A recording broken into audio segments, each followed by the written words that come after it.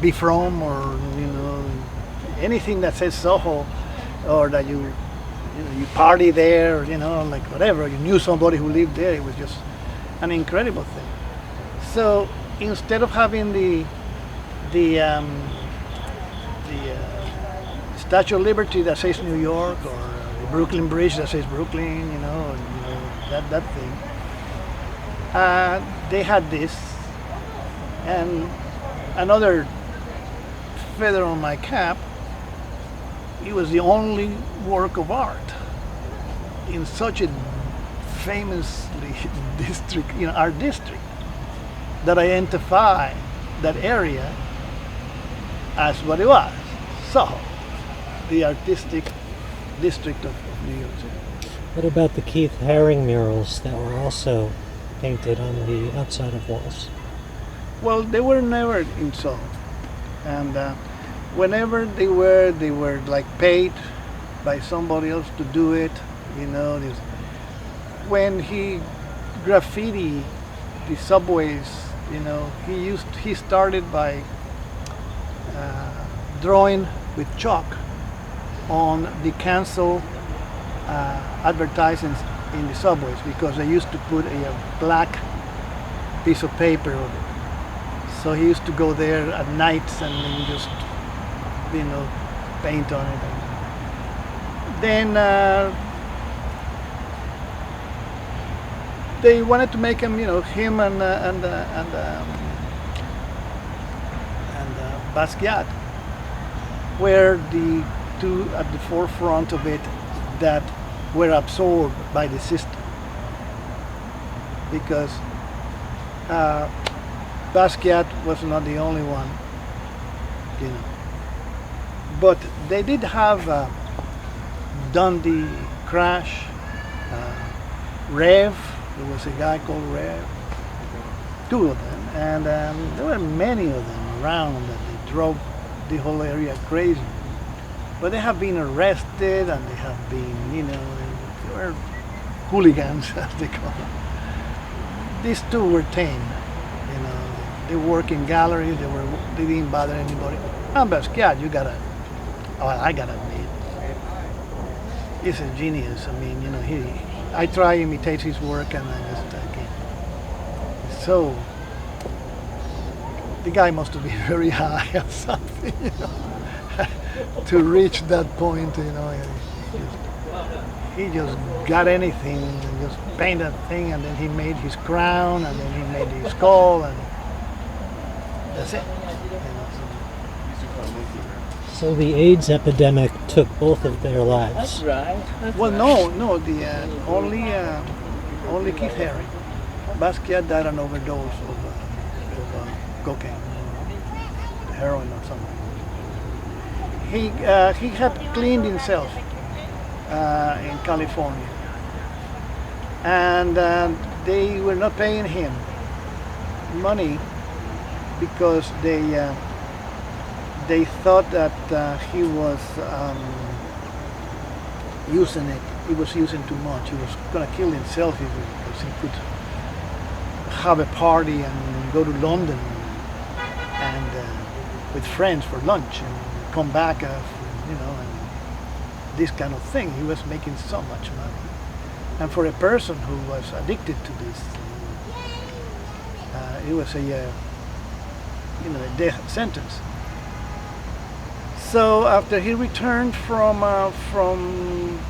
California, he needed money to do something. I don't know. There is a story told by somebody else, not the media, and they gave him some $500, let's say, or something like that.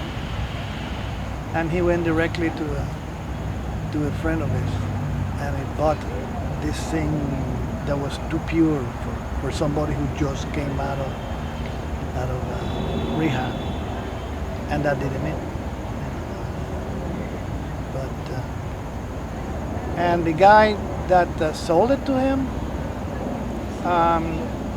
has a door that he painted because he didn't want to sell him anything, because his paintings were more valuable than $500 that he was gonna get from selling him this thing. So the deal that they made was, okay, paint this door in his, because he had a bodega, you know, one of those Spanish, and he had a door to go to the basement or something, you know, or another room. So, and then he did. He painted it, and he did a painting there, and he just, of course he can't come out and say that that was the last one that he did or anything like that. He just he had to keep it to himself, because thanks to him, or thanks to selling him that thing, he died. So and in those days, okay, you cannot be a drug dealer, so that painting is in limbo, you know, because nobody knows whatever happened to it or whatever, because it meant that, the demise of such. Did you see the documentary that Julian Schnabel made? Yeah, it was very. To me, it was very amateur. You know, he had big names in it, and he did. It was a good film. I mean, nothing like nothing to write home about it. You know. Because I am biased, I don't like budgets now. No. He's a pompous ass, I mean, really he is. He thinks he invented art, you know. And his paintings are bucket of paint. He puts a mop into it, and then he just throws it in it, and that's it. And then his workers, or his assistants, as he calls them, frame that, and they just hang it. And if you want to make your own opinion about it, you can Google him, and you'll see that he says, can you show number 356, you know, to people, because he has people in his house showing his work. And then these guys come in and they put it over there, and then he says something like, I remember this phrase, doesn't this look better in the light? No, it looks better in the dark. It's so stupid.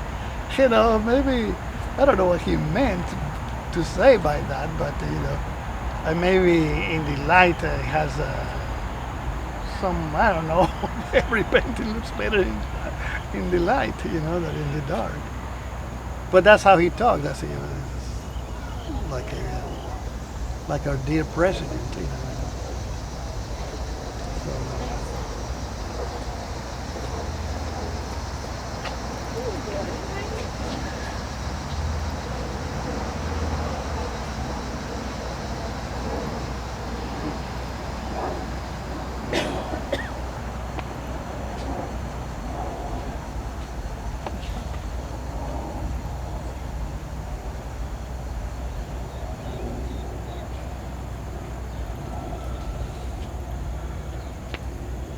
whoa, need some yoga there.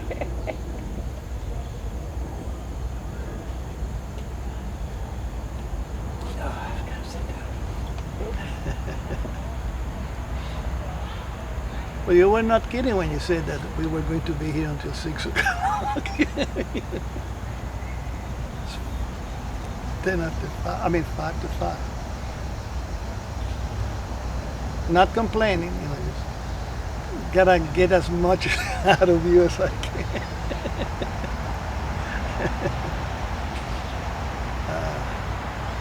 The thing we should feel sorry is about Joanne, because she have heard you sing so many times that, you know, like, oh, she can tell. I'm trying to prompt him with the correct I couldn't see. I couldn't see because you wrote, and I don't have my glasses on, so I just Michael couldn't J. see. Fox. The only thing that came out with Jamie Foxx, which is another, yeah. They had nothing to Another do Fox. with that.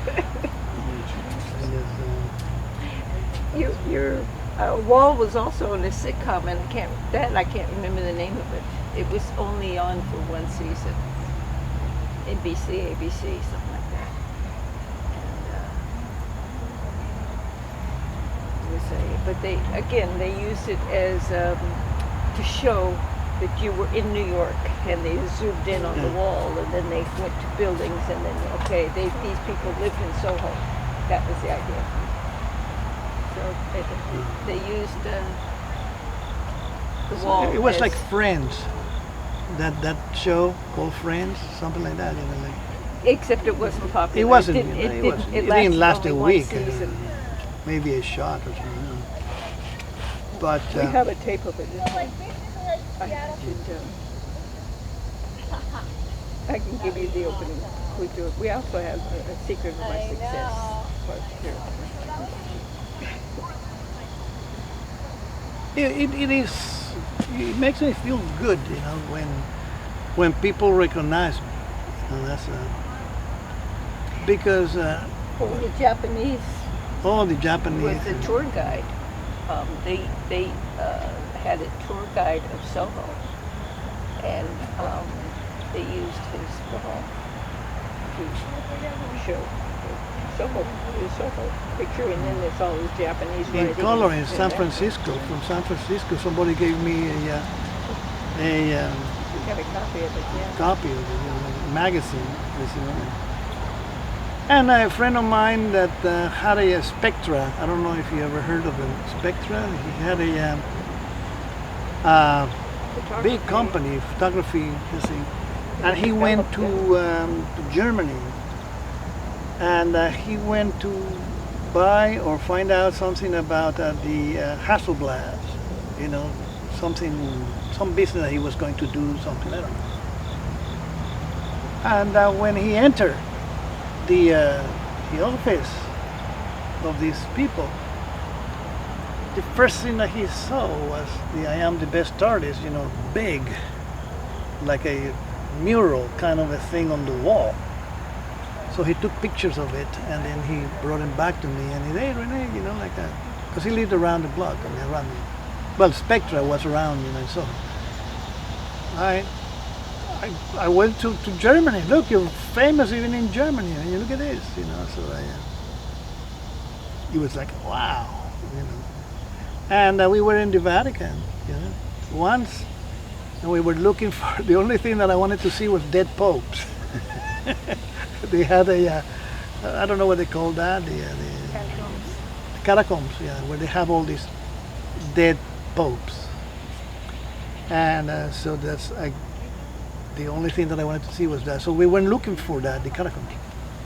And there was this guy painting a wall. I don't know if he was cleaning it or he was doing mural. I don't know what he was doing. But so we are asking him about this, about where we could find it. So then all of a sudden he saw my jacket, and he says, "You're Rene, right? You're Rene?" Yeah. So wow, like I used to live in SoHo, but then my parents moved over here, and so he said, "Oh wow, thank you." Hey, you don't know what to say, it is an amazing thing, this calling myself the best artist, because everybody gets this idea of me being a nigomaniac, a person who thinks he's better than everybody else. When it's totally the opposite. I do believe that when I do something good, I can say, that is good, because you recognize it like that. But not in art, because art is a matter of opinion. But Michael Jordan, there was a moment in basketball when he was the top guy, and for him to say, "Well, I dribble a little," it's hypocritical, And of course, these people are so big that they don't have to say, "I am the best," like Muhammad Ali, which that's what I loved about Muhammad Ali, because he said it, and he destroyed that idea that nobody should toot their own horn, or that you know, the meek will inherit the earth, you know, that kind of thing, you know, like that. And Schopenhauer said, I don't know if you know that, what is modesty if not hypocritical humility, a means by which a man seeks to obtain the word seeks to obtain Pardon? Pardon? seeks to obtain pardon for excellence from those who have none. When I read those letters, I can remember this is the first time that I remember, I mean, I forgot the word pardon. But I said, yeah, that's true. Because when you are good at what you do, and then all of a sudden you have to be modest about it. What is that written? Why? Just because you're not, you know, then I have to say, well, yeah.